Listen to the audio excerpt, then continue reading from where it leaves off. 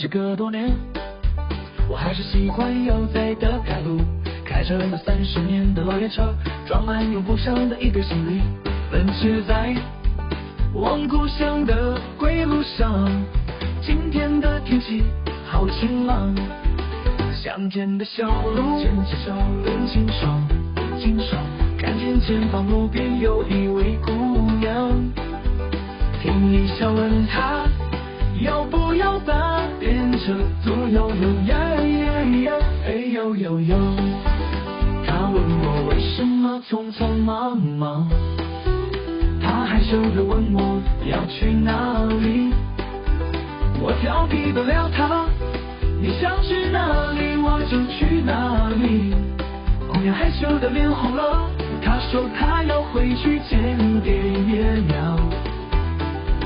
越过了重重的山岗，小时候的村庄怎么消失了？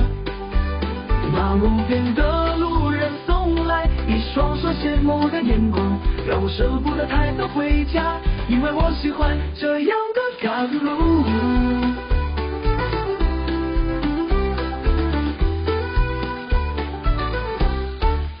今天的天气好晴朗，乡间的小路真清爽，看见前方路边有一位姑娘，停一下问她要不要搭便车，左右右呀呀呀，哎呦呦呦。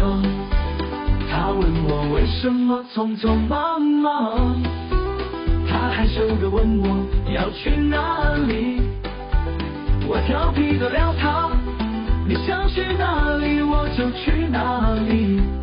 姑娘害羞的脸红了，她说她要回去见爹爷娘。越过了重重的山岗，小时候的村庄怎么消失了？